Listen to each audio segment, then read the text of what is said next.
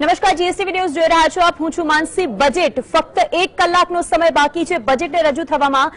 નવા દશકનું આ બજેટ છે.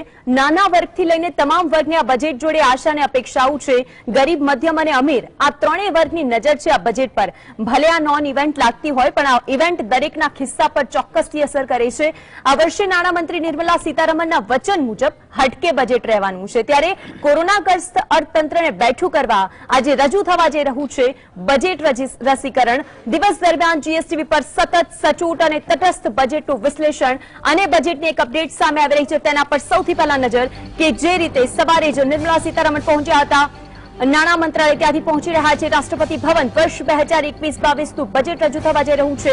બજેટનું કાઉન્ટડાઉન શરૂ થઈ ચૂક્યું છે. ફક્ત 1 કલાકનો સમય અને 1 કલાકના સમય પછી દેશની સામે હશે નવા દશકનું બજેટ. કોરોનાની સ્થિતિ પછી સરકાર શું સુધારા લાવે છે તેના પર સૌની નજર. નિર્મલા સીતારમણ જે રાષ્ટ્રપતિ રામનાથ કોવિંદને બજેટની પ્રથમ કોપી સોંપવામાં આવી છે, રાષ્ટ્રપતિ ભવન પહોંચ્યા છે અને 10-10:15 વાગે બજેટ પર કેબિનેટની બેઠક યોજવા જઈ રહી છે. તો મહત્વની વાત છે કે ઇતિહાસમાં પહેલી વખત બજેટ રજૂ થવા જશે. પેપરલેસ આ બજેટ છે જેની અંદર આ વખતે જે સ્થિતિ છે તે સ્વદેશી ખાતાવહીના બદલે ટેબ્લેટના માધ્યમથી બજેટ રજૂ કરશે નાણાપ્રધાન. અને મહત્વની વાત તે પણ છે કે 2021-22ના બજેટનું કાઉન્ટડાઉન શરૂ થઈ ચૂક્યું છે. આ કાઉન્ટડાઉનની વચ્ચે નિર્મલા સીતારમણ અને અનુરાગ ઠાકુર કે જે રાષ્ટ્રપતિ સાથે મુલાકાત કરી છે 10:15 વાગે, તેના ઉપર મહોર. અને સૌથી પહેલા દ્રશ્યો ટીવી સ્ક્રીન પર જોઈ શકો છો. રાષ્ટ્રપતિ રામનાથ કોવિંદની સામે નિર્મલા સીતારમણ. એ બજેટ કે જે બજેટને લઈને દેશના તમામ દેશવાસીઓની આશા અપેક્ષા છે, બજેટની કોપી તેમને પહેલી સોંપવામાં આવી. રામનાથ કોવિંદ, તેમની સાથે નિર્મલા સીતારમણ વિત્ત મંત્રી છે, તેમની સાથે અનુરાગ ઠાકુર જોવા મળી રહ્યા છે. રાષ્ટ્રપતિ ભવનના એ દ્રશ્યો છે કે જે દ્રશ્યોની અંદર અને હવે જે દ્રશ્યો સંસદ ભવનના દ્રશ્યો છે. સંસદ ભવનમાં કેબિનેટ બેઠકનું આયોજન. કેબિનેટ બેઠકની અંદર તેની ઉપર હસ્તાક્ષર કરવામાં આવશે, મહોર મારવામાં આવશે અને પછી જે બજેટ છે જે દેશની સામે રજૂ કરશે વિત્ત મંત્રી એટલે નાણામંત્રી નિર્મલા સીતારમણ. સંસદના સીધા જે દ્રશ્યો આપણે બતાવ્યા. આ પહેલા તેમણે મુલાકાત કરી હતી રાષ્ટ્રપતિ ભવનની અંદર. રાષ્ટ્રપતિ રામનાથ કોવિંદ સાથે તેમને બજેટની કોપી સોંપવામાં આવી. જ્યારે પણ બજેટ રજૂ થવા જાય છે ત્યારે રાષ્ટ્રપતિની મહોર માર્યા પછી જ કેબિનેટ બેઠકની અંદર તેને મહોર મારવામાં આવે છે અને પછી આ બજેટને મંજૂરી મળ્યા બાદ તે દેશવાસીઓ સમક્ષ તેને રજૂ કરવામાં આવે છે. આખી બજેટની પ્રક્રિયા હોય છે અને આ પ્રોસિજર દર વર્ષે આ રીતે જ થતી હોય છે. આ વખતની સ્થિતિ કંઈક એવી છે કે દર વખતે સુટકેસની અંદર, બ્રીફકેસની અંદર, ખાતાવહીની અંદર જે બજેટ આવતું તે આ વખતે ડિજિટલ બજેટ, કારણ કે આ વખતે સ્વદેશી ટેબ્લેટમાં આ બજેટ આવ્યું છે. અને સંસદ ભવનના દ્રશ્યો જે રીતે નિર્મલા સીતારમણ આજે નાણાં મંત્રાલયની બહાર આવ્યા હતા અને અનુરાગ ઠાકુર તેમની સાથે હતા, તેમના ચહેરા પરની તે ખુશી કે જે શું ખરેખર દેશવાસીઓના ચહેરા પર ખુશી લાવશે તે દરેકના મનમાં તે શંકા હતી. પરંતુ હવે 11 વાગે એટલે કે ટૂંક જ સમય છે, જેમ જેમ મિનિટો પસાર થઈ રહી છે બજેટની આ સ્થિતિની વચ્ચે 3 દ્રશ્યો ટીવી સ્ક્રીન પર. આ 3 દ્રશ્યો જેની અંદર 2019, 2020 અને 2021 બે પૂર્ણ બજેટ જે નિર્મલા સીતારમણ રજૂ કરશે અને બીજું એક વચગાળાનું બજેટ તેઓ રજૂ કરી ચૂક્યા છે. 2019માં જ્યારે એક પેટર્ન બદલવામાં આવી હતી, બહી ખાતું જેને કહેવાય છે, અને બહી ખાતાની આ પેટર્ન શરૂઆત કરી હતી નિર્મલા સીતારમણે. 2020ના જે દ્રશ્યો બતાવ્યા, પીળી સાડીની અંદર તેજસ્વીતાની સાથે તેઓ બજેટ લઈને આવ્યા હતા, તે કોપી તેમની સાથે હતી. અને 2021 દ્રશ્યો એવા છે, પરંતુ આ વખતે ડિજિટલ બજેટ રજૂ થવા જઈ રહ્યું છે.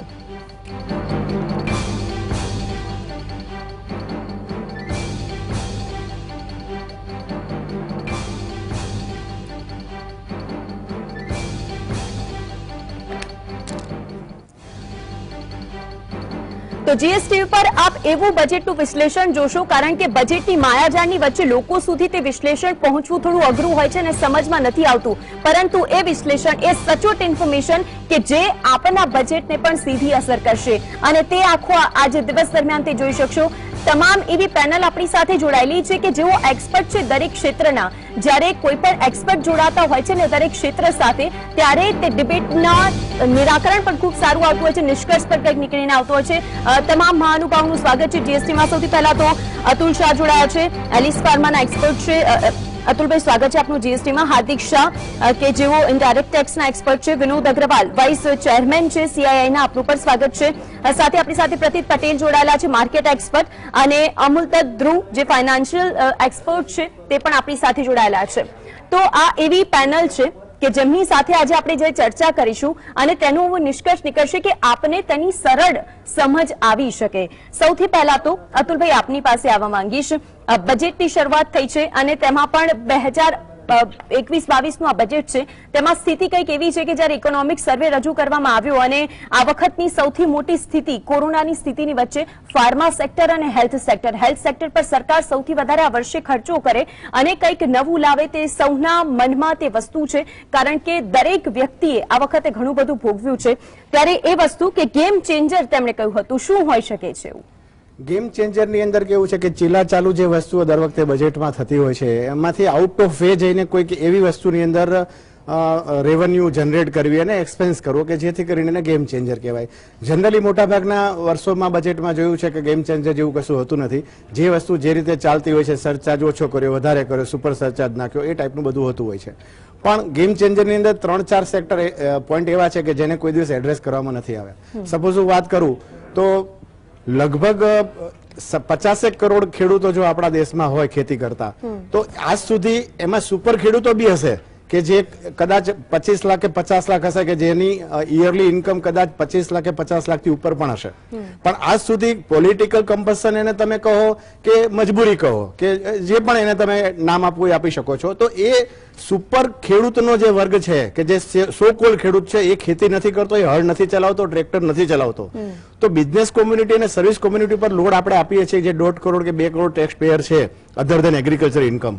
તો એના ઉપર લોડ આપીને આપણે એને કેટલો બધો બેન્ડ કરી દઈશું? તો કેમ આપણે ગેમ ચેન્જરની અંદર એવા કેમ આપણે રેવન્યુ ન જનરેટ કરી શકીએ કે જે સુપર એગ્રીકલ્ચર ઇન્કમ ધરાવતો વર્ગ છે, જે મારા હિસાબે 1% કે 2% જ હશે ખેડૂતોના, તો એને કોઈ પણ રીતે ટેક્સ નેટની અંદર લાવીને એસેસ કરી શકાય કે એને ખરેખર કેટલી ઇન્કમ થાય છે, અને એ ઇન્કમ જે પણ થાય સુપર એગ્રીકલ્ચર ઇન્કમ ધરાવતો ખેડૂત, તો એનું જે રેવન્યુ થાય છે એ જ પુઅર ખેડૂતોના વેલફેર માટે કેમ ખર્ચી ન શકાય?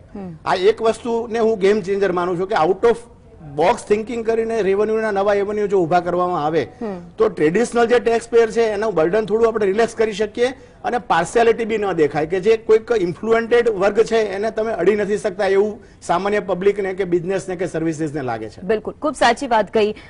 અમલદત્ત ધ્રુવ આપની પાસે આવવા માંગીશ, પરંતુ વિનોદભાઈ સૌથી પહેલા આપની પાસે આવું છું. સીઆઈઆઈની શું અપેક્ષા રહેલી છે? આપને શું લાગે છે આ સેક્ટરની અંદર, અને શું કંઈક નવું આ બજેટ સાથે આવી શકે છે? આપની અપેક્ષા. Good morning everybody. જેમ ઓનરેબલ ફાઇનાન્સ મિનિસ્ટર કીધું કે આ વખતે આઉટ ઓફ ધ બોક્સ આખું કંઈક નવું જ બજેટ હશે, અને એ હોવું પણ જોઈએ, કારણ કે આપણે 100 વર્ષમાં પહેલી વખત આવી પેન્ડેમિક જોવી છે. તો એને કાઉન્ટર એક્ટ કરતા જે ગ્રોથ બજેટ છે એ વી આર એક્સપેક્ટિંગ કે આ વખતે ગ્રોથ બજેટ હોય. જે આપણે લાસ્ટ 2 મહિનામાં જોયા છે, રેકોર્ડ બ્રેક જીએસટી કલેક્શન આવ્યું છે, અને જેમ આપણે ઇકોનોમિક સર્વેમાં પણ કીધું છે કે India is poised to go on a V shaped economic recovery. તો એ રિકવરી જે થઈ છે એનું ગ્રોથ પ્લાન, જેનું ગ્રોથ કે જે આરબીઆઈ કે આઈએમએફ કહે છે કે આપણું જીડીપી સતત ડબલ ડિજિટમાં આવશે આવતા વર્ષે, તો એને મોમેન્ટમ આપવા માટે, એને કન્ટિન્યુટી આપવા માટે જે બજેટ આજે પેશ કરવામાં આવશે, that will the first step taken, જે આપણે નેક્સ્ટ 2 વર્ષ માટેનું રોડમેપ તૈયાર થશે. એટલે અમે લોકો આ બજેટને એઝ એ વિઝન એક્સરસાઇઝ ગણીએ છીએ કે જે ઇન્ડિયાના આવાવાળા 2 વર્ષ કે 3 વર્ષમાં જે આખું પ્લાનિંગ ચેન્જ થશે, અને એના માટે અમુક બોલ્ડ ડિસિઝન્સ પણ લેવા પડશે. સૌથી પહેલું બોલ્ડ ડિસિઝન ગવર્મેન્ટે લેવું પડશે, that will be in the fiscal deficit management side. બિલકુલ, આ વર્ષે આપણે 7 થી વિનોદભાઈ બિલકુલ આપની વાત સાથે સહેમત છું, અને દ્રશ્યો આજના દિવસના એવા મહત્વના છે કારણ કે લોકો સુધી આ બજેટ જ્યારે પહોંચશે ત્યારે જે નવીનતા છે, નિર્મલા સીતારમણ જ્યારે રાષ્ટ્રપતિ રામનાથ કોવિંદને મળ્યા ત્યાર પછી પણ તેઓ આવ્યા, તે પણ તેમના ચહેરા ઉપર ખુશી જોવા મળી. સંસદ ભવનના આપને દ્રશ્યો બતાવ્યા, જ્યારે તેઓ બહાર આવે છે સંસદ ભવનની બહાર કેબિનેટની બેઠકની અંદર તેની મંજૂરીની મહોર બાંધવામાં આવશે, અંદર તેઓ જઈ રહ્યા હતા તે સમય પણ તેઓ મીડિયા સમક્ષ આવ્યા અને તેમણે તે બજેટ રજૂ કર્યું કે જે બજેટ ટૂંક જ સમયમાં દેશવાસીઓ સમક્ષ રજૂ થવા જઈ રહ્યું છે. તે સમય પણ તેમનું જે ચહેરા પર ખુશી હતી તે ચોક્કસ જોવા મળી હતી. વિનોદભાઈ આપની વાત કન્ટિન્યુ કરીશું.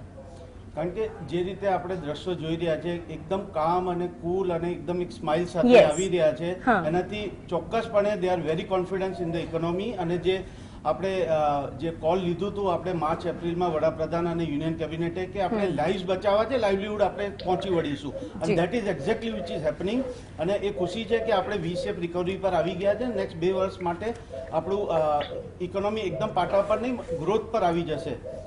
એના માટે જે ફિસ્કલ મેનેજમેન્ટની મેં વાત કરી કે આ વર્ષે આપણે 7.5% આસપાસ 7 થી 7.5% ફિસ્કલ ડેફિસિટ આવશું, એનાથી ડિસ્કરેજ કરવાની જરૂર નથી. ગવર્મેન્ટે સ્ટીલ પબ્લિક સ્પેન્ડિંગ વધારવી જોઈએ અને જો નેક્સ્ટ યર આપણે 5-5.5% સુધી ફિસ્કલ ડેફિસિટ પર જઈએ તો કોઈ પ્રોબ્લેમ નથી. કારણ કે જે રીતે નંબર્સ બતાવી રહ્યા છે જીડીપીના અને જે રીતે ગ્રોથ બતાવી રહી છે તો 2-3 વર્ષમાં આપણે ફિસ્કલ ડેફિસિટ જે પૂર્વાનુમાન હતું ગયા વર્ષનું 18-19 કે 19-20નું કે 2.5-3% સુધી આપણે જીડીપીના ફિસ્કલ ડેફિસિટ લઈ જવું છે, જી. એ આપણે ત્યાં સુધી પહોંચી જઈશું. બિલકુલ. એક પોઈન્ટ. બીજું પોઈન્ટ છે કે આપણે ફાઇનાન્શિયલ સેક્ટરમાં રિફોર્મ્સની બહુ ખાસ જરૂર છે, પર્ટિક્યુલરલી બેન્કિંગ સેક્ટરમાં. રાઈટ. કોવિડની જે હવે જે ફિગર્સ આવશે એના પરથી ખાસી એસ્ટિમેટ કે એનપીએસ વધવા જોઈએ દેશમાં બેંક્સ માટે. બટ એને રિકેપિટલાઇઝેશન કરવા માટે કંઈક નવું એકદમ બોલ્ડ ડિસિઝન લેવું પડશે. અને સીઆઈમાં અમે લોકોએ બેડ બેંક્સ, મલ્ટિપલ બેડ બેંક્સની રિકમેન્ડેશન કરી છે, જેનાથી કે પબ્લિક સેક્ટર બેંક્સની જે એનપીએ પોર્ટફોલિયો છે એ ડાયરેક્ટ વેચાઈ જાય. બિલકુલ. અને જે બેડ બેંક્સ છે that has to be managed by alternate investment fund. જી. અને વિનોદભાઈ, કારણ કે અપેક્ષાઓ તો દર વર્ષે જેટલા પણ દેશવાસીઓ હોય છે તેની બજેટ સાથે કંઈક ને કંઈક હોય છે અને આપે ખૂબ સારી અને સાચી વસ્તુ મૂકી કે શું આ બજેટની અંદર તે વસ્તુને સાંકળવામાં આવે તો કોઈ ઘણો ફાયદો થઈ શકે છે.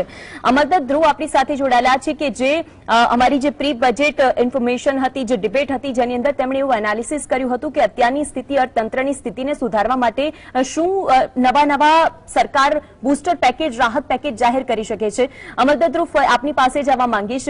બજેટનો હવે કહેવાય કે બસ થોડો સમય બાકી છે બજેટ રજૂ થવા માટે અને સીઆઈના સૂચનો પણ આપણે સાંભળ્યા કે તેમનું શું કહેવું છે. એક તરફ માર્કેટની સ્થિતિ આપણી સામે આવી કે માર્કેટ પણ અપ ગયું છે, બીજી તરફ એક મુદ્દો એ પણ છે કે કેન્દ્રની તિજોરી તો આ વર્ષે છલકાઈ છે કારણ કે જીએસટીને કોરોના ન નડ્યો અને જાન્યુઆરી 2021માં તે ઊંચો પહોંચ્યો છે.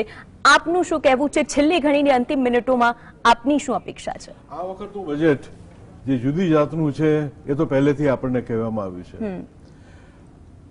બોલ્ડ સ્ટેપ લેવા માટે આ સરકાર જાણીતી છે અને સારી રીતે બોલ્ડ સ્ટેપ લઈ શકે છે. એટલા માટે એગ્રીકલ્ચર ઉપર કંઈક નજર એ લોકો નાખશે એવું લાગે. સ્ટેટનો સબ્જેક્ટ છે, કેવી રીતે કરશે એ જોવાનું રહેશે. પણ આ બજેટ પહેલા જે ઇકોનોમિક સર્વે આવ્યો એની અંદર 3 વસ્તુ બહુ ચોખ્ખી બહાર આવી છે. પહેલી વસ્તુ કે growth is more important than equal distribution. Very major statement by the economic adviser. Right. બીજી વસ્તુ જે બહાર આવી છે કે ઇન્ફ્લેશન થશે કારણ કે ડેફિસિટ ફિનાન્સિંગ થવાનું છે, ફિસ્કલ ડેફિસિટ રહેવાની છે. આ ઇન્ફ્લેશન થવાનું છે એના ઇન્ડિકેશન ચોખ્ખા આપ્યા છે અને એટલા માટે થાળી કોસ્ટ તરફ ગયા છે. એમણે કહ્યું કે લોકોને ખાવા પીવાનું, દવા મળી રહેશે પણ બાકીની વસ્તુઓમાં ઇન્ફ્લેશન આવી શકે છે કારણ કે ઇન્ફ્રાસ્ટ્રક્ચર ઉપરનો જોક છે. Long term over short term એ આખો જે જોક આ ગવર્મેન્ટનો છે. એટલે 1 કે 2 વર્ષ તમારે શોર્ટ ટર્મમાં સહન કરી અને લોંગ ટર્મના ફાયદા લેવાના છે. આ 3 are basic change in the entire economic. અત્યાર સુધી જે બજેટો આવ્યા એમાં ઇન્ફ્લેશનથી ગભરાઓ, એમાં આપણા રેટિંગથી ગભરાઓ, એની અંદર તમે ઇક્વાલિટીથી ગભરાઓ. એ ગભરાઈને આ બધા બજેટો આજ સુધીના આવ્યા છે. આ પહેલું બજેટ એવું હશે કે જે કહેશે કે ડેફિસિટ આવતી હોય તો આવવા દો, ઇન્ફ્લેશન આવતું હોય તો આવવા દો અને રેટિંગ ઘટવું હોય તો ઘટવા દો. But we know what we want to do, and that is the reason this will be the budget of. બિલકુલ, ખૂબ જ સાચી વાત કહી આપે. જે વાત કરી તો ઇવન ઇકોનોમિક સર્વેમાં કહેવામાં આવ્યું છે કે it is a biased rating, જે સોવરિંગ રેટિંગ થાય છે.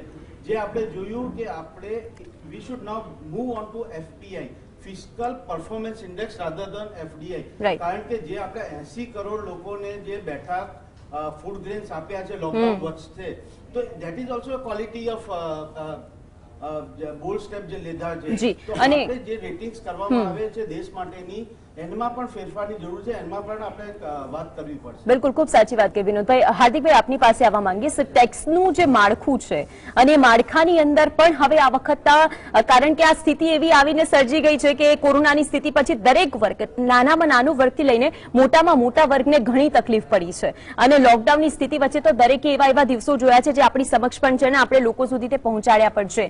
ટેક્સ પેયરને લઈને એવી છે કે ટેક્સની અંદર કંઈક આ વખતે નવું આવી શકે છે, ટેક્સના માળખામાં ફેરફાર.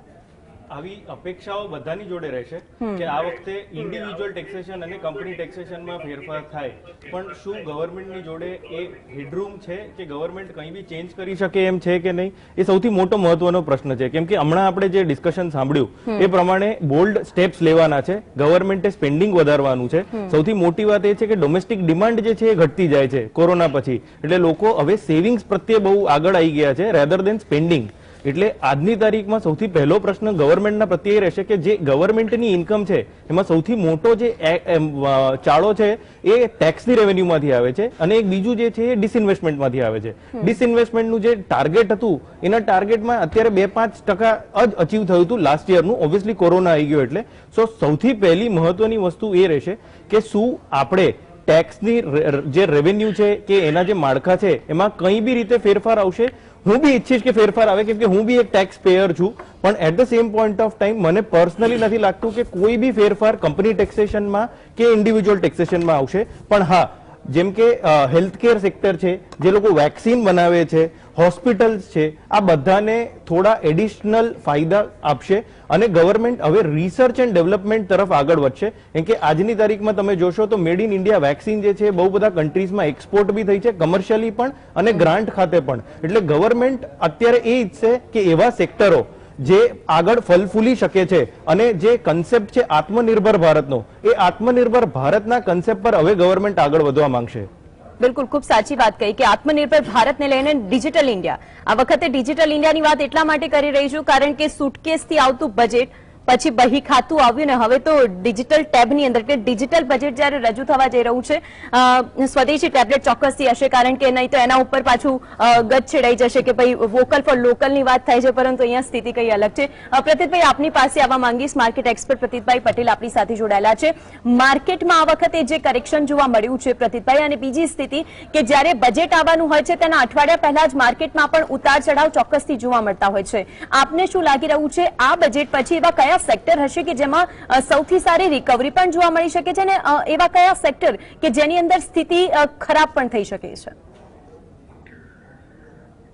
આઉટ ઓફ ધ બોક્સ બજેટની જે રીતે વાત કરી ને, જે રીતે મિત્રોએ પણ વાત કરી કે બેન્કિંગ સેક્ટર, ફાઇનાન્શિયલ સેક્ટરમાં રિફોર્મ્સની સૌથી મોટી જરૂરિયાત છે અને એ આવનાર સમયમાં ખાસ કરીને આ બજેટમાં એક એક્સપેક્ટેશન છે જે બેડ લોન્સ, બેડ બેંકની વાત કરી કે આ પ્રકારની, તો આ સેક્ટર ઉપર સૌથી પહેલા તો ફાઇનાન્સ મિનિસ્ટરનું મોટું ફોકસ રહેશે કારણ કે જ્યારે પણ તમારે ઇકોનોમીમાં ગ્રોથ લાવવો હોય તો તમારા ફાઇનાન્શિયલ સેક્ટર છે એની ઉપર, એમાં ગ્રોથ રહેવો, એની હેલ્થ સારી રહેવી જરૂરી છે. જો એ લોકો લેન્ડિંગ કરી શકશે તો જ ઇકોનોમીમાં ગ્રોથ જોવા મળશે. તો મને લાગે છે કે આ એક સેક્ટર ઉપર ફાઇનાન્સ મિનિસ્ટરનું ખાસું એવું ફોકસ રહેવાનું છે. આ સિવાય જોવા જઈએ તો બાકી બધા સેક્ટર છે જેમાં છેલ્લા 3-4 મહિનાથી આપણે રિકવરી જોઈ રહ્યા છે. ખાસ કરીને ઓટો સેક્ટરની વાત કરીએ, સિમેન્ટ સેક્ટરની વાત કરીએ, સ્ટીલ સેક્ટરની વાત કરીએ, તો આ બધા એવા સેક્ટર છે કે જેમાં છેલ્લા 3-4 મહિનાથી આપણે સારી એવી રિકવરી જોઈ રહ્યા છે. ઇનફેક્ટ ડિસેમ્બર ક્વાર્ટરના જે નંબર આવી રહ્યા છે એમાં ઘણી બધી કંપનીઝ એવી છે કે જે લોકોએ હાઈએસ્ટ એવર પરફોર્મન્સ આપ્યું છે. જેમ કે બજાજ ઓટોની વાત કરીએ તો બજાજ ઓટોનો જે નેટ પ્રોફિટ રહ્યો છે ડિસેમ્બર ક્વાર્ટરનો એ હાઈએસ્ટ એવર એની હિસ્ટ્રીમાં સૌથી વધારે રહ્યો છે. ગઈકાલે પીએસયુ કંપનીના જે નંબર્સ આવ્યા સેલ સ્ટીલ કંપનીના, તો એનો એબિટા કામકાજી નફો કહીએ એ હાઈએસ્ટ એવર રહ્યો છે. તો આ પ્રકારના જે પરફોર્મન્સ છે ઘણી બધી સેક્ટરમાં જોવા મળી રહ્યા છે અને આ બધા સેક્ટર છે ઓલરેડી ગ્રોથ ઉપર આવી ચૂક્યા છે.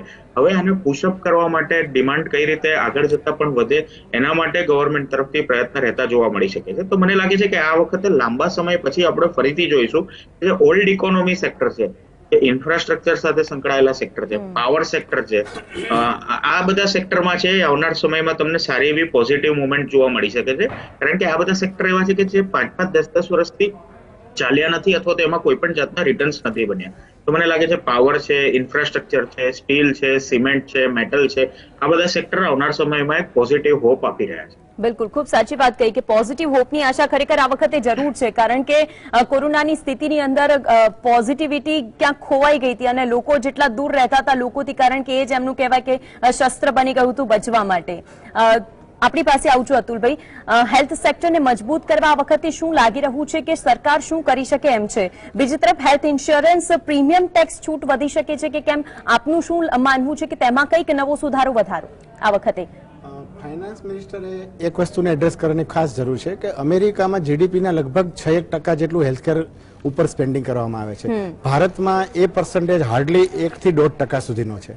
તો એ સ્પેન્ડિંગને જો 3% સુધી કરવામાં આવે તો જેના કારણે હેલ્થકેર ઇન્ફ્રાસ્ટ્રક્ચર ખૂબ સારી રીતે વધી શકે એમ છે અને હેલ્થકેર ઇન્ફ્રાસ્ટ્રક્ચર વધવાથી. અને અતુલભાઈ, એટલા માટે રોકું છું કારણ કે દ્રશ્યો આપણી સમક્ષ છે. નાણામંત્રી સીતારમણની ચહેરા ઉપર જે ખુશી હતી ને અત્યારના જે દ્રશ્યો છે, થોડા સમય પહેલાના આ દ્રશ્યો ચોક્કસથી છે. વડાપ્રધાન મોદી કે જે સંસદ ભવનની અંદરથી બહાર આવતા નજરે પડ્યા, સંસદ ભવનની અંદર તેઓ જતા નજરે પડી રહ્યા છે, કારણ કે આ બજેટ સાથે જોડાયેલી આશા અને અપેક્ષાઓ દરેક વર્ગને છે. આ વખતે એવું નથી કે કોઈ એક એવો વર્ગ હોય કે જેને સૌથી વધારે અપેક્ષા હોય, પરંતુ સ્થિતિ કંઈક એવી છે કે દરેક વર્ગ મીટ માંડીને બેઠો છે કે આ વખતે બજેટમાં તેમના માટે ચોક્કસથી કંઈક હશે. ભલે આર્થિક સ્થિતિને સુધારવામાં આવે, પરંતુ જે તેમના ઘરની અંદર જે બજેટમાં બોજો પડ્યો છે, સરકાર શું તેની ઉપર ધ્યાન આપશે કે કેમ? કે પછી ફક્ત ને ફક્ત પોતાના આર્થિક વ્યવસ્થાને મજબૂત કરવા માટે સરકાર તેમાં કંઈક નવીન લાવે છે, તે પણ મહત્વનું બની રહેશે.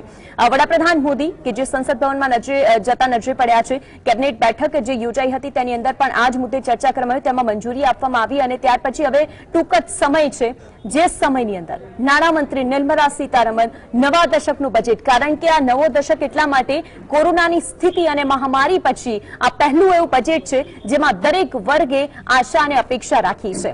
અતુલભાઈ, આપ જે વાત કરી રહ્યા હતા તે વાતને કન્ટિન્યુ કરીશું, પરંતુ એ વાતમાં એક ઉલ્લેખ એ પણ કરીશ કે સરચાર્જની જે વાત કરવામાં આવે છે, જેમ કે જીએસટી પહેલા જે હતા ટેક્સની ઉપર ટેક્સ, ટેક્સની ઉપર ટેક્સ, તે હટાવીને એક ફક્ત જીએસટી કરી દેવાયો. હવે એવું છે કે સરચાર્જ ઉપર પણ સરચાર્જ લગાવવામાં આવે છે. બેઝિકલી કેવું છે કે ફ્લેટ રેટ રાખશે તો ટેક્સ પેયરને ઈઝી થાય છે.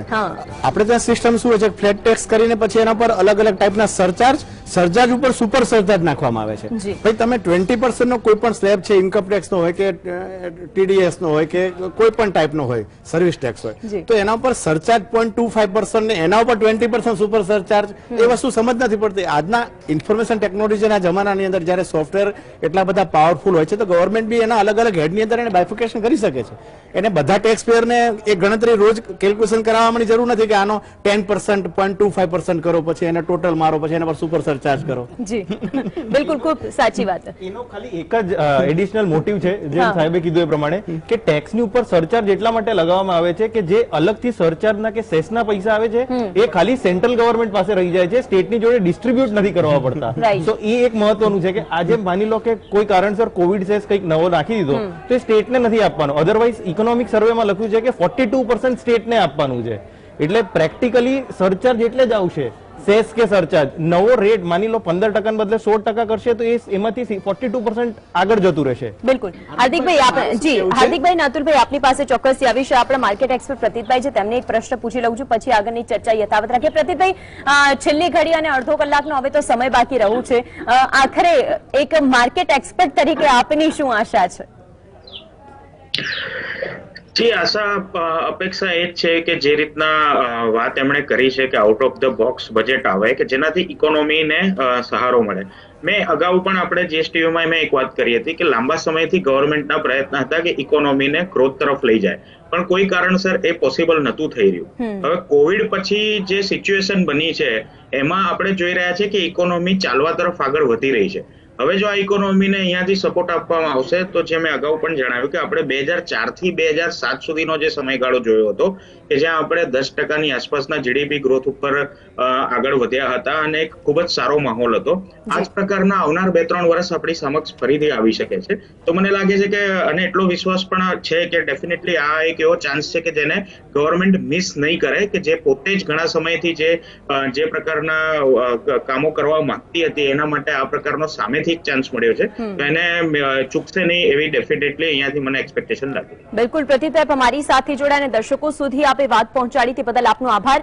તો જે દ્રશ્યો આપને બતાવ્યા અને આખરે બસ હવે 30 જ મિનિટ, કારણ કે 30 મિનિટની અંદર આપણી સમક્ષ રજૂ થવાનું છે બજેટ. નિર્મલા સીતારમણની ચહેરાની ખુશી શું આપણા ચહેરા પર પણ એક ખુશી લાવશે ખરું તે જોઈશું. એક્સપર્ટ પેનલ આપણી સાથે જોડાયેલી છે, પડે પણની અપડેટ આપના સુધી પહોંચાડીશું. આ રોકાઈશું વિરામ. 2021 અને તેમાં પણ 30 મિનિટનો સમય, અને જેમ જેમ મિનિટો પસાર થઈ રહી છે દેશવાસીઓની તે મીટ પણ વધારે કે બસ હવે અડધો કલાકમાં જે બજેટ રજૂ થવાનું છે.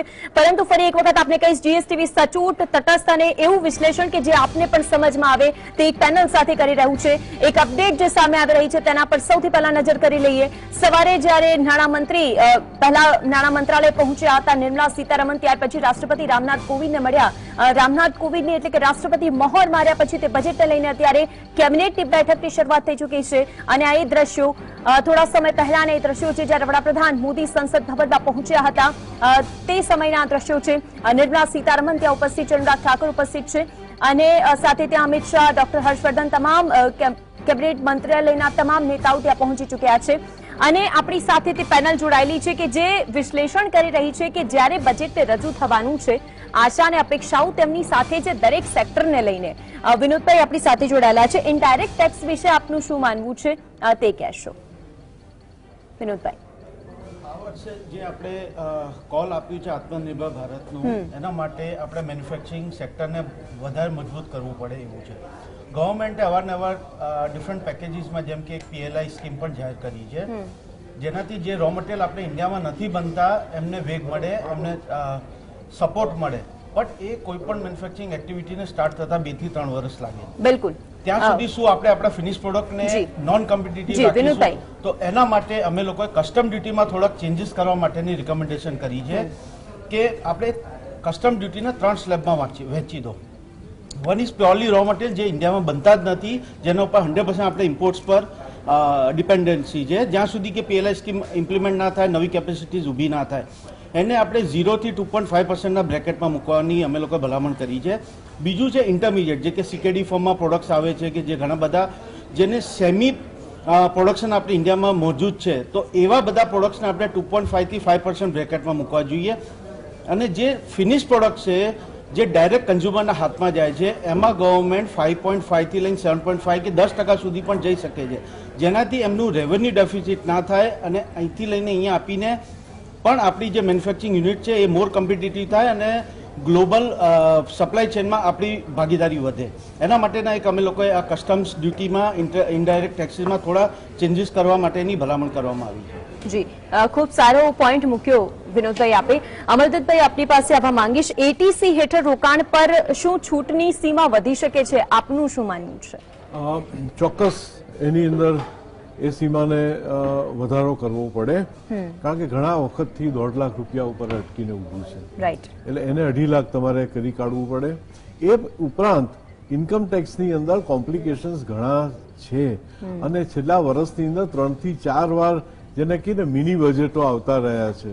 એટલે મારા હિસાબે આ વખતે અમુક છૂટછાટો જે તમારે આપવાની હોય તો એક સામટી આપી દેવી પડે. જે કોમ્પ્લિકેટેડ 5 લાખનો સ્લેબ અને તમે ટેક્સ ગણો તો 2.5 લાખથી ચાલુ કરીને પછી, એટલે એ જે કોમ્પ્લિકેશન કર્યા કરતા સીધો સ્ટાન્ડર્ડ ડિડક્શન 5 ના 6 લાખ કરી કાઢો. હેલ્થ કેરને ઇન્સેન્ટિવ આપવા માટે હેલ્થ ઇન્સ્યોરન્સ અને હેલ્થના ખર્ચાઓ વધારે, અને આ જે ઓલ્ટરનેટિવ આપ્યા છે એની જગ્યાએ કાં તો તમે ઇન્સેન્ટિવો સાવ બંધ કરી અને ટેક્સનો રેટ ઘટાડી દો. આ વખતે મને એવું લાગી રહ્યું છે કે એસ્ટેટ ડ્યુટી અને વેલ્થ ટેક્સ, આ 2 ટેક્સો ઉપર ખાસ ધ્યાન રાખવા જેવું છે, એ આવી શકે એમ છે.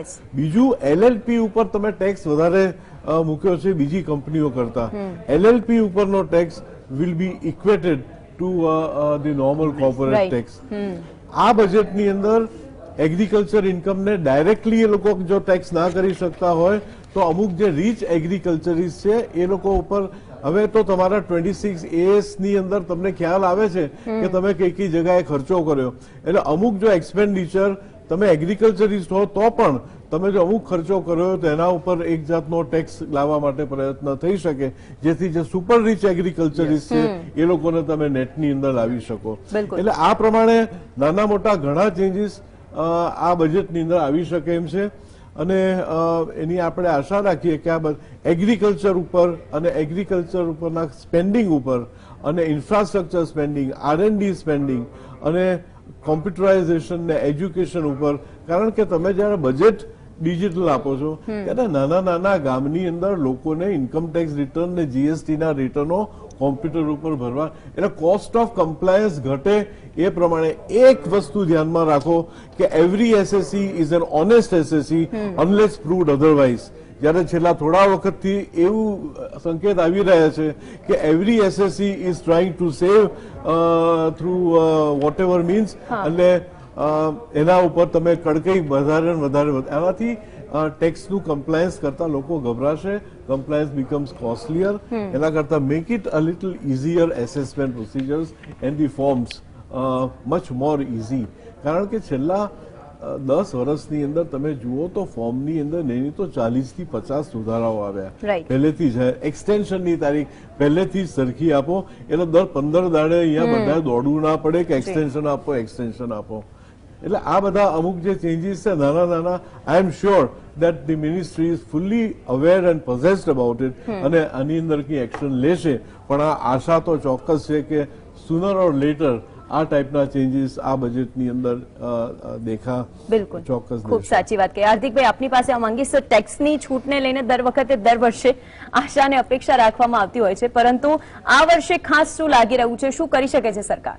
સો આ વર્ષે જેમ કસ્ટમ્સ ડ્યુટીની હમણાં થોડી વાર પહેલા વાત કરી એ રીતે જે પ્રોડક્ટ્સ જે બિઝનેસીસ ઇમ્પોર્ટ કરી રહ્યા છે જેની અંદર રો મટીરિયલના જે રેટ્સ છે જે હાયર છે એના કમ્પેરિઝનમાં જે ફિનિશ ગુડ્સના રેટ છે એ જ રો મટીરિયલ કન્વર્ટ કરીને જે લોઅર છે, જેને નોર્મલી ઇન્વર્ટેડ ડ્યુટી સ્ટ્રક્ચર કહેવાય છે, એમાં ખૂબ સારા ચેન્જીસ આવવાની અપેક્ષાઓ છે. એટલે કસ્ટમ્સ ડ્યુટીમાં ખૂબ સારા ચેન્જીસ હશે. બીજી વસ્તુ કે જીએસટી ના પ્રત્યે તમે કાલે જ જોયું હશે કે 1,19,000 કરોડ રૂપિયા આવ્યા ડિસેમ્બર મહિનાના જે જાન્યુઆરી મહિનામાં રિસીવ થયા એ.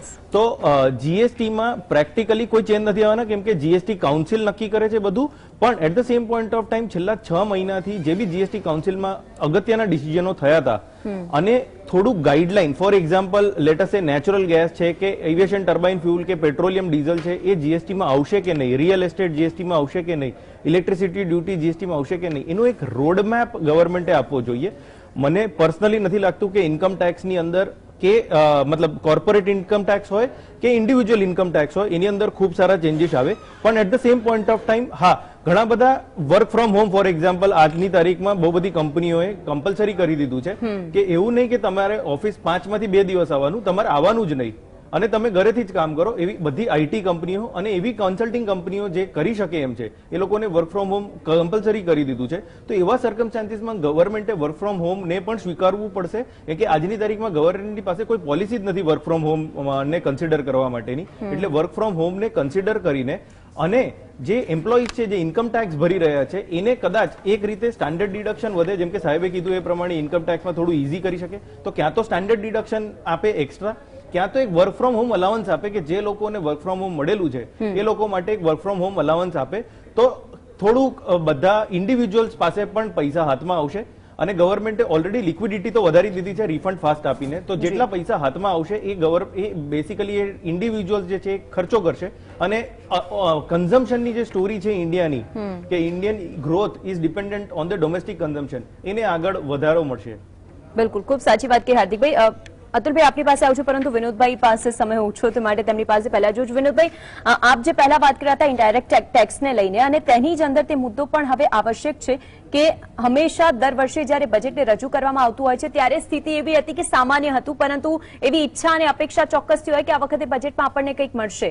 પરંતુ કોરોનાની મહામારી પછી હવે સ્થિતિ કંઈક એવું છે કે એક ખાડો પડી ગયું છે, હવે ખાડામાં કૂદી જવું કે એમાંથી બહાર આવી જવું અને એવું સેક્ટર પકડવું કે બસ અહીંયાથી સરકાર છલાંગ લગાવીને આ બધા સેક્ટરને બહાર કાઢી શકે. આપણે જેમ કીધું કે ડેફિસિટ તો આ વખતે 100% આવશે ને આપણે સ્વીકારવું જોઈએ. અને બીજી આપણે વાત કરી છે કે જે ટ્રાન્સપરન્સી લાવવી જોઈએ.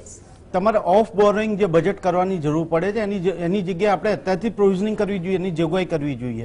આપણને ખબર છે એકલું ઇન્ડિયા તો બાકાત નથી આમાંથી, એન્ટાયર વર્લ્ડ એની કોરોનાની મહામારીથી જૂજીને બહાર નીકળ્યું છે અને India is much safer than as compare to the global recession. તો આપણે સ્વીકારીને એને નોમિનલ જીડીપીની જગ્યાએ રિયલ જીડીપી આંકડા આપવા જોઈએ અને ઇન્ફ્લેશન પણ ચોક્કસ થવું જોઈએ. આ મુદ્દે એક પોઈન્ટ બીજું પણ મારે કહેવું છે કે પ્રાઇવેટ ઇન્વેસ્ટમેન્ટ આપણે છેલ્લા 1-2 વર્ષથી રોકાઈ ગયું છે, તો એને પણ ગ્રોથ આપવા માટે જે આરબીઆઈએ કદમ લીધા છે, ખાસ કરીને જે ઇન્ટરેસ્ટ રેટને મોડિફાઈ કરીને જે રીતે લોકો એક રેશનલ લેવલ પર લાવ્યા છે, તો આરબીઆઈએ વધતા ઇન્ફ્લેશનથી જેમ સાહેબે પણ કીધું હતું કે ઇન્ફ્લેશન તો વધશે પણ ખાદ્ય પ્રોડક્ટ કે હેલ્થકેર એમાં નહીં વધે પણ બીજી કોમોડિટીઝમાં વધશે.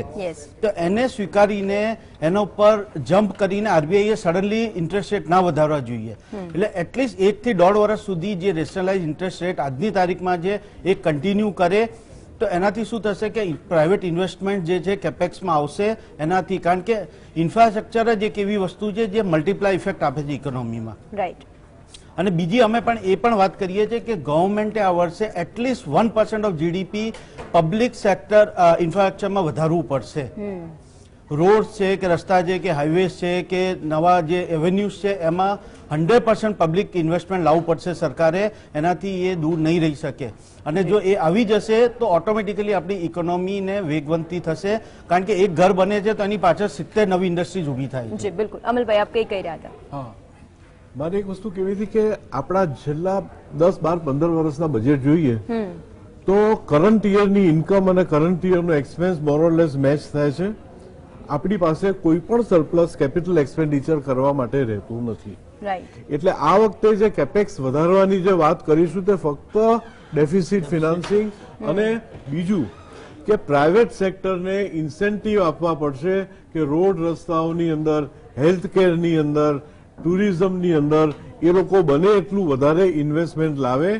પબ્લિક ઇસ્યુ લાવવા તમારે સહેલા બનાવવા પડશે. તમે અત્યારે પબ્લિક ઇસ્યુ લાવો, રિજનલ સ્ટોક એક્સચેન્જીસ લાવી અને મીડિયમ અને સ્મોલ સેક્ટર વાળા પણ પબ્લિક ઇસ્યુ લાવી શકે. આજે અમદાવાદની કંપનીનો શેર તામિલનાડુમાં કોટ ના થાય તો ચાલે, ફક્ત ગુજરાત પૂરતા ઇન્વેસ્ટરો પણ એટલી રિક્વાયરમેન્ટ પૂરી કરી શકે.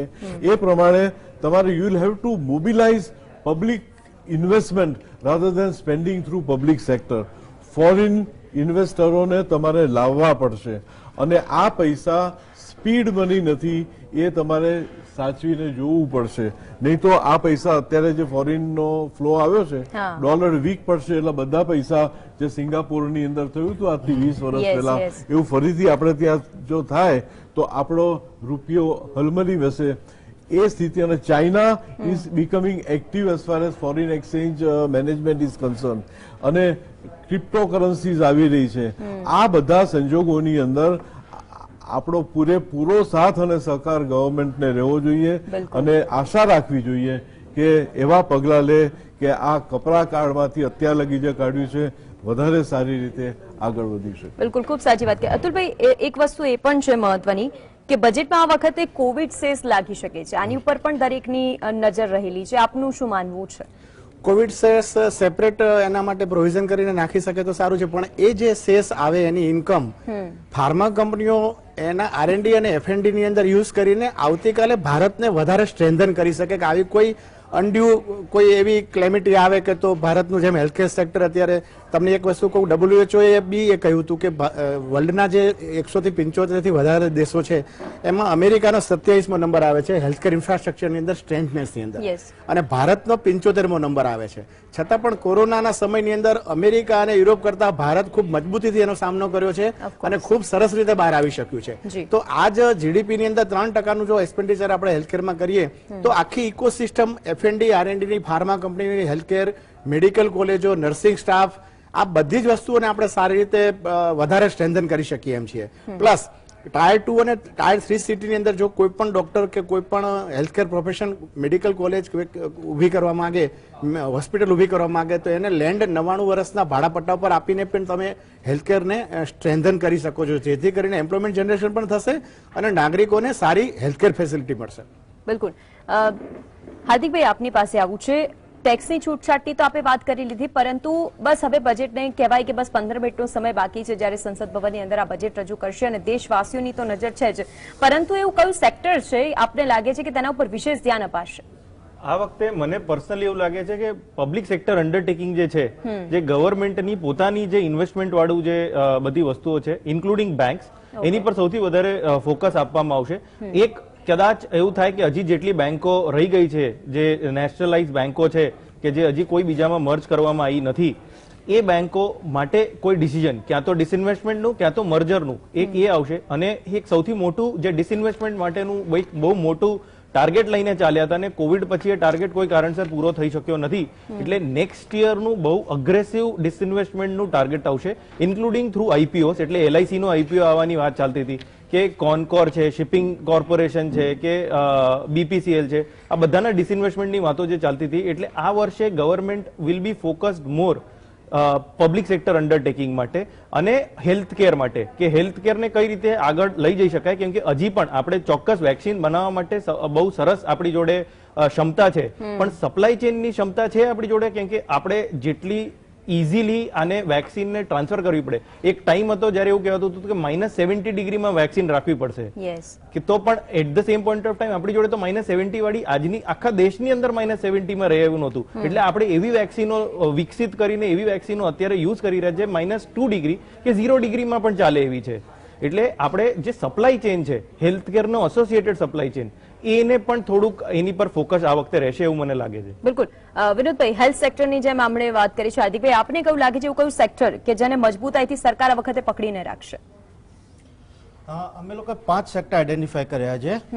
વન ઇઝ હેલ્થ કેર, કારણ કે જો અત્યારે આપણે 1.2% ઓફ GDP સ્પેન્ડિંગ થાય છે હેલ્થ કેર ઉપર, એને આપણે ચોક્કસપણે 2.5 થી 3% GDP લઈ જવું પડશે.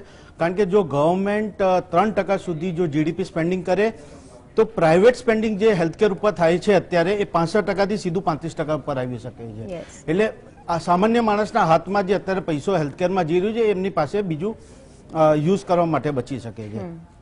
બીજું છે એજ્યુકેશન, જે આપણે કોવિડે આપણને શીખવાડ્યા છે ડિજિટાઇઝેશન, તો આપણું જે એજ્યુકેશન સિસ્ટમ છે એને હવે નેક્સ્ટ જનરેશન માટે પણ રેડી કરવું પડશે.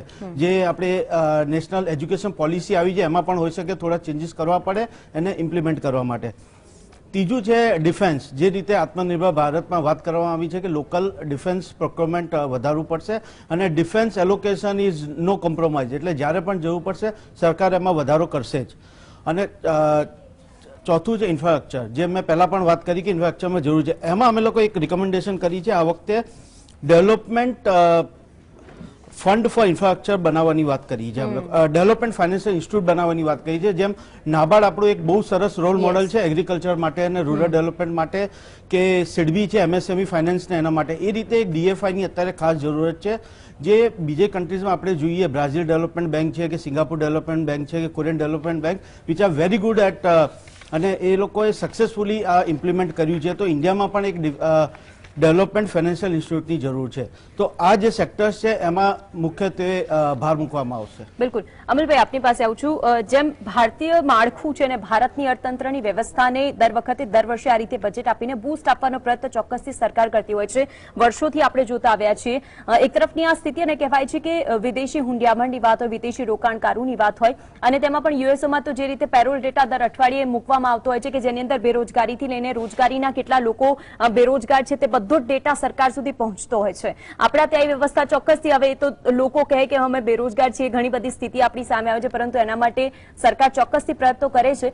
પરંતુ આપને શું લાગે છે કે આ સ્થિતિને સુધારવા માટે આ બજેટની અંદર જે સેક્ટરો તમામ પેનલના એક્સપર્ટે કીધા કે જે સુધારશે, આપના મતે એવા કયા સેક્ટર પર સરકાર સૌથી વધારે ફોકસ કરશે? આપણે ઘણા સેક્ટરો સાહેબે હમણાં જણાવ્યા, એ સેક્ટરો તો ખરા. આ ઉપરાંત મને લાગે છે કે આ બજેટની અંદર એગ્રીકલ્ચર અને એગ્રો ઇન્ડસ્ટ્રીને ખાસ ધ્યાન આપવામાં આવશે. સેકન્ડલી, એમ્પ્લોયમેન્ટ જનરેશનને માટે MSME સેક્ટર ઉપર ખાસ ધ્યાન આપવામાં આવશે. એગ્રીકલ્ચર તો હમણાં બળતો સબ્જેક્ટ છે, એટલે એગ્રીકલ્ચરને ચોક્કસ ઘણી રાહત આ બજેટની અંદર આવી શકે એવું મને લાગી રહ્યું છે. અને આ ઉપરાંત ડિફેન્સ ને બધા સેક્ટરો તો છે જ. ફોરેન ઇન્વેસ્ટમેન્ટને વેલકમ કરવાનું પણ એક સેક્ટર છે. વળી પાછું ફોરેન ટ્રેડ ને બધા એક્સપોર્ટ ઓરિએન્ટેશન માટે તમારે સ્પેશિયલાઇઝ કરવાની જરૂર છે. ઇકોનોમિક સર્વેમાં પણ કહ્યું કે બાંગ્લાદેશ સારું કરી શક્યું કારણ કે તે સ્પેશિયલાઇઝ ઇન ધ સ્ટ્રેન્થ. આપણી સ્ટ્રેન્થ અત્યારે હેલ્થ કેર છે, મેડિકલ ટુરિઝમ છે, આપણી સ્ટ્રેન્થ આઈટી છે અને ઇલેક્ટ્રોનિક અને સોફ્ટવેર બધાની અંદર આ સ્ટ્રેન્થોને વધારે સ્ટ્રેન્થન કરવા માટે આ બજેટની અંદર અને agriculture of course is required to be given the prime place. આ 4-5 સેક્ટરો ડિસઇન્વેસ્ટમેન્ટની વાત બહુ સારી રીતે કહી કે ડિસઇન્વેસ્ટમેન્ટ તો કરવું જ પડશે. એટલે this will be a huge budget. મારા હિસાબે બજેટની સાઇઝ 1.5 થઈ જશે તેનું મને જરા પણ નવાઈ નહીં લાગે. આ size of the budget is going to be 1.5 to 1.75%. બીજું પણ એવેન્યુ છે સરકાર જે કરી શકે, they can either cell out or lease out railway અને ડિફેન્સની જે સરપ્લસ લેન્ડ પડી જાય એ પણ આ વખતે શાયદ એક ચાન્સ લઈ શકે, મોનેટાઇઝ કરે. ઇન્ફ્રાસ્ટ્રક્ચર સેક્ટર ઉપર પર ખાસ ધ્યાન આપશે એવું પણ લાગી રહ્યું છે. અતુલભાઈ, આપનું શું માનવું છે? હેલ્થ સેક્ટરના એક્સપર્ટ છો, હેલ્થની અંદર અને તેમાં પણ આ સ્થિતિની અંદર જેટલા પાસે આ વર્ષે જે મેડિક્લેમ હતા તે લોકો સુરક્ષિત રહ્યા હતા કે ભાઈ આપણે મેડિક્લેમ લીધા છે અને આ કોરોનાની સ્થિતિની વચ્ચે આપણા બજેટ ઉપર બોજ ઓછું પડશે, આપને શું લાગે છે આ સેક્ટરમાં સરકાર શું કંઈક નવું કરી શકે? એટલે ઇન્સ્યોરન્સ માટેની જે એક્ઝમ્પશનની લિમિટ છે રૂપીઝ વેલ્યુની અંદર એને ઇન્ક્રીઝ કરી શકે છે સરકાર, જેના કારણે બી બહુ મોટો વર્ગ જે અત્યારે ઇન્સ્યોરન્સ હજી કદાચ નથી લેતો, મેડિક્લેમ નથી લેતો, એને 100% એને મોટિવેશન મળશે. અને ટાયર 2 અને ટાયર 3 સિટીની અંદર હેલ્થકેરનું માળખું ઊભું કરવા માટે સરકારે પ્રાઇવેટ ડોક્ટરોને કે ડોક્ટરોની એક ચેઇનને ઇન્સેન્ટિવાઇઝ કરીને હેલ્થકેરનું આખું માળખું ઊભું કરવા માટે મોટિવેટ કરવા જોઈએ. જી હાર્દિકભાઈ, આપનો મત શું છે કે આ સ્થિતિ જે સર્જાઈ હતી આખા વર્ષ દરમિયાન તેમાં પણ આપણે છેલ્લા કહેવાય કે છેલ્લા 3-4 મહિનાથી તો આર્થિક અર્થતંત્ર ઘણું મજબૂતાઈથી બહાર આવ્યું, આ વખતે કેન્દ્રની તિજોરી પણ ભરાઈ ગઈ અને એ વાતનો ઉલ્લેખ આપે પણ કર્યો છે, ત્યારે આ સેક્ટરોની વચ્ચે બસ હવે ટૂંક જ સમય અને થોડી જ મિનિટો બાકી છે કે જ્યારે નિર્મલા સીતારમણ બજેટ રજૂ કરવાના છે અને આપણે એક એવી પેનલ સાથે ડિસ્કશન કરી રહ્યા છીએ કે જે ખૂબ જ સરળ અને સચોટ, જેને સમજમાં આવી શકે, કેમ કે દરેક વ્યક્તિને સમજમાં આવવું ને તે પણ મહત્વનું છે. આપની શું અપેક્ષા છે છેલ્લી ઘડીની, અંતિમ ઘડીની? સો મારી અપેક્ષા એટલી જ છે કે જેમ આપણે આગળ વાત કરી વી શેપ રિકવરીની, એ પ્રમાણે આ બજેટ કોરોનાના પેન્ડેમિક પછીનું પહેલું બજેટ છે અને આપણી જોડે એક બહુ સરસ ઓપોર્ચ્યુનિટી છે કે આને એક ઇકોનોમિક વેક્સિન તરીકે આપણે યુઝ કરી શકાય. અને જો આ ઇકોનોમિક વેક્સિન તરીકે દેશને આગળ લઈ જવા માટેનું બજેટ હશે, ગ્રોથ ઓરિએન્ટેડ બજેટ હશે, ટેક્સના માળખામાં બહુ ચેન્જીસ નથી જોતો, પણ ઇન્વેસ્ટમેન્ટના પર્સપેક્ટિવથી, ગવર્મેન્ટના ઇન્વેસ્ટમેન્ટના પર્સપેક્ટિવથી જો ગવર્મેન્ટ થોડું બૂસ્ટ કરશે તો આ ખૂબ જ સારું રહેશે. અને લાસ્ટ ટાઈમ પણ આપણે જોયું હતું 2 કલાક 40 મિનિટની આસપાસનું બજેટની સ્પીચ હતી, જેમાં ઓલમોસ્ટ 2 કલાક આપણે એટલું જ જોયું હતું કે ક્યાં ગવર્મેન્ટ ઇન્વેસ્ટમેન્ટ કરવાની છે અને ક્યાં ડિસઇન્વેસ્ટમેન્ટ કરવાની છે, અને બહુ ફોકસ ટેક્સના માળખા પર ઓછો હતો. એક્ઝેક્ટલી આ વર્ષે પણ એવી જ રીતે જોવાઈ રહ્યું છે કે આ વખતે ઇન્વેસ્ટમેન્ટ, ડિસઇન્વેસ્ટમેન્ટ અને કયા કયા અલોકેશન્સ છે એની પર ખૂબ ભાર રહેશે, રેધર દેન કેવી રીતના પૈસા ઉભા કરવાના છે એની પર. બિલકુલ હાર્દિકભાઈ, આપ તમામ અમારી સાથે જોડાયા, જે રીતે આપે ચર્ચા કરીને આપે આપનું મત જણાવ્યું તે ચોક્કસથી દર્શકો સુધી પહોંચાડ્યું છે. અપડેટ જે છે કે જે આપના સુધી પહોંચાડી રહ્યા છે બસ થોડીક મિનિટોની અંદર આપની સમક્ષ રજૂ થવાનું છે. દેશનું બજેટ GSTV સતત જોતા રહેશો. અમારા સહયોગી ક્રીમા જોડા છે જે આગળની અપડેટ આપશે. હાલ મને આપશો રજા. નમસ્કાર.